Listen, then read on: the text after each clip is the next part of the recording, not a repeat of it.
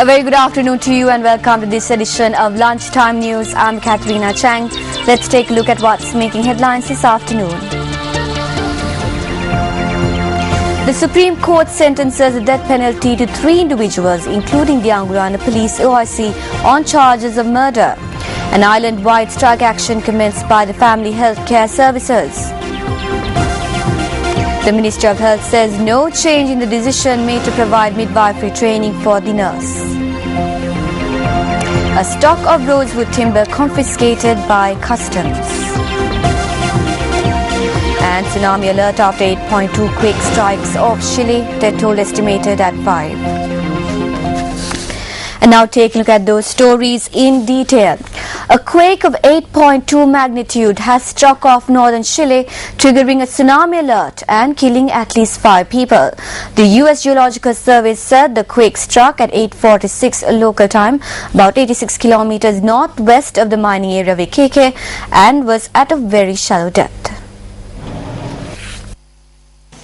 Waves of up to 2.1 meters have hit some areas in Chile, and there have been power cuts, fires and landslides. Tens of thousands of people were evacuated in affected areas. Iquique Governor Gonzalo Prieto told local media that in addition to the deaths, several people have been seriously injured. The quake shook modern buildings in Peru and in Bolivia's high-altitude capital of La Paz, more than 470 kilometers from Iquique. At least 8 strong aftershocks followed in the few hours after the quake, including a 6.2 tremor. The tsunami warning in Chile will last at least until 8 p.m. GMT. The Chilean Interior Ministry told the BBC that one of the main roads outside Iquique was cut off because of hillside debris. The ministry says that partial landslides have also taken place between the towns of Putre and General Lagos. The Interior Minister also told Chilean TV that some 300 women inmates had escaped from a prison in Iquique. The authorities are reported to have deployed a plane load of special forces to guard against looting. Chilean Interior Minister Rodrigo Penalio said President Michelle Bachelet was being kept informed.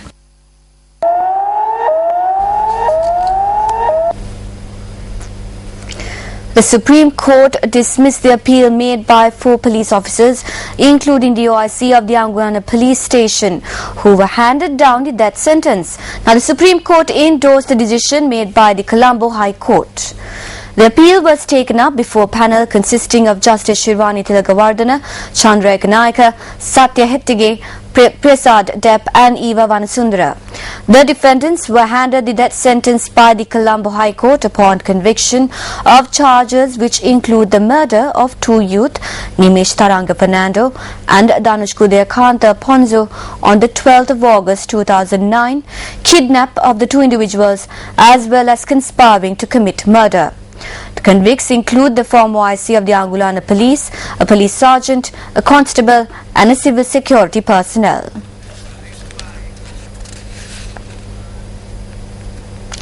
And on to other local news, 28 containers of rosewood timber that was to be illegally transported from Sri Lanka has been nabbed by customs. The stock is reportedly worth nearly 1 billion rupees. Now, speaking to Newsfirst, customs media spokesperson Leslie Gamini had this to say.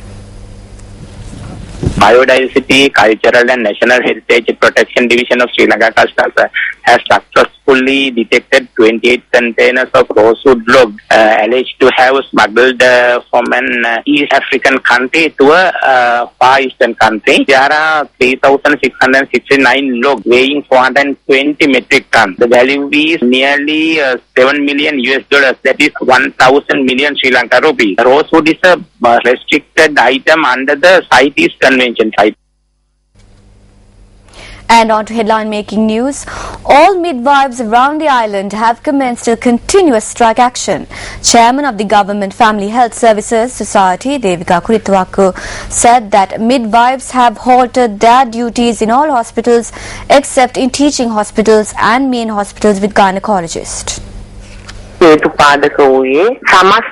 Government Family Health Services Society has continued to refuse midwife training to all nursing staff.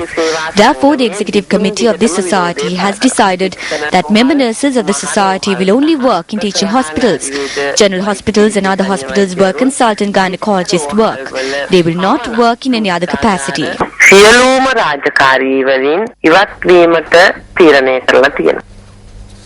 The Ministry of Health says that despite the external pressure exerted from trade unions, they will not overturn the decision to provide midwifery and labour room training for the 2009 B batch of nurses.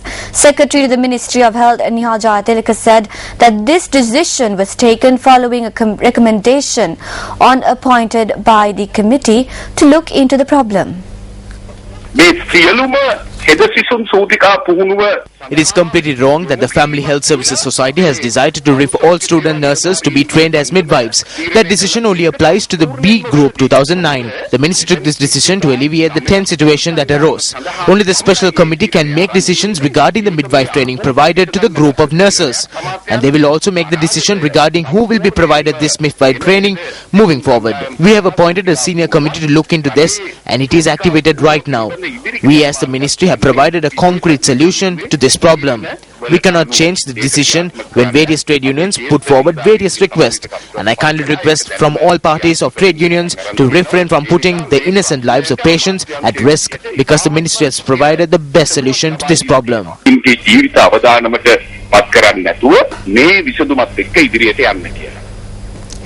World Autism Day is commemorated today. The Ministry of Health said that 1 in every 160 persons suffer from autism. Statistics have also revealed that 1 in 93 children in Sri Lanka suffer from this condition. We now have the consultant specialist on child psychiatry at the Lady Ridgeway Hospital, Professor Hemamali Pereira, to tell what plans are undertaken here in Sri Lanka for the autistic children. Regarding the prevalence of autism in Sri Lanka, we know that we have a prevalence of 1 in 93 children. That means, out of 93 children, 1 has autism.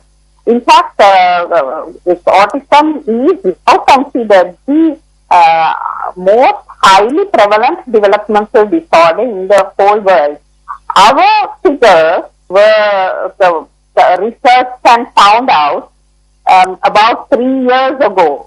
So it is quite possible that our prevalence also has gone up, because we do see many children almost every day newly diagnosed with autism. Now, recognizing these children very early is extremely important, I would say crucial, because intervention to improve development is more successful if children are detected early and the intervention is started early. It is very important that the health sector and the educational sector is well educated on, understand and develop their knowledge about autism so that they detect children early. And it is absolutely important that they develop services fast, because there are so many children who are in need of both the health and the educational services. Now today marks day 7th of Around the World in 40 Days, a 40-day world tour organized by Newsfirst and Sri Lanka Youth, ahead of the World Youth Conference that will be held in Sri Lanka this year. The Sri Lankan delegation is currently in the Philippines. These delegates travelling across 5 continents will exchange ideas with youth in the countries they visit. Around the World in 40 Days.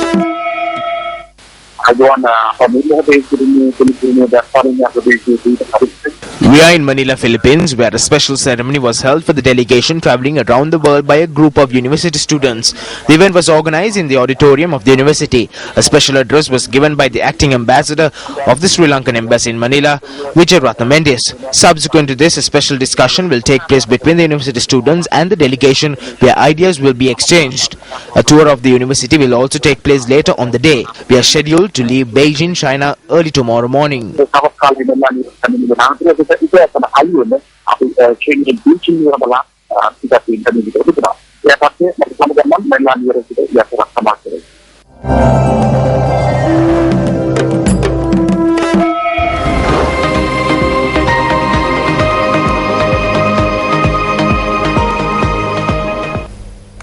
It was exposed today that the slaughterhouse, which was under the purview of the Hambantota Municipal Council, has been slaughtering animals without adhering to the proper regulation. The raid was carried out by the administration of the Municipal Council, the police and public health inspectors. 4 carcasses that were prepared to be sold were confiscated by the police. 2 suspects who were to deliver the meat were taken into custody along with the SUV they were travelling in. It was reported that the individuals who carried out the slaughter have fled the scene and further investigations are being carried out into the incident. Now, employees of the private buses operating on the Kalpitia-Puttalam main road conducted a strike today.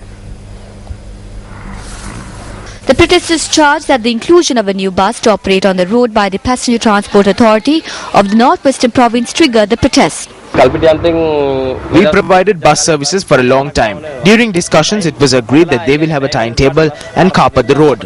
After having discussed this 2 days ago, they have added a new bus to the service. There is no point if they add a new bus and our allotted time is reduced. That is why we are requesting not to make any changes and continue the current process. When Newsfirst made inquiries from the Deputy General Manager of the Passenger Transport Authority of the Northwestern Province with regards to this matter, this is what he had to say. අපි දෙගොල්ලම සාකච්ඡා කරලා විධිමත් කාර්යසරණක් හදලා තිනවා. මේ කාර්යසරණ හදන අවස්ථාවේදී මේ bus රථයක Both parties discussed and we agreed to a timetable. When we were making this timetable, they protested against this. But we have issued licenses to start this service. This timetable is made in such a manner that a trip from Puttalam to Kalpitia and back, which took 2.5 hours to travel, would only take 1 hour and 40 minutes. They are protesting against this after we have enacted the law. මේ සැරේ දැඩි නීති රීති සම්පාදනය කරලා ඒකට අනුව ධාවනය කරන්න හදපු නිසා තමයි මේගොල්ලෝ මේ අපිට මේ විරුද්ධව කටයුතු කරන්නේ. Curd and bakery goods which were unsuitable for human consumption were found in 4 shops during a raid conducted in Gaul. According to the Gaul Trade and Consumers Authority, curd which was unsuitable for consumption was found in 3 shops. About 50 curd containers were taken into custody by the Trade and Consumers Authority. Meanwhile, a bakery which was selling goods unsuitable for human consumption was raided. And now to some international news. German airline Lufthansa is to cancel 3,800 flights today, tomorrow and day after because of the strike by pilots over pay and working conditions. The airline said 425,000 passengers would be affected by the strike.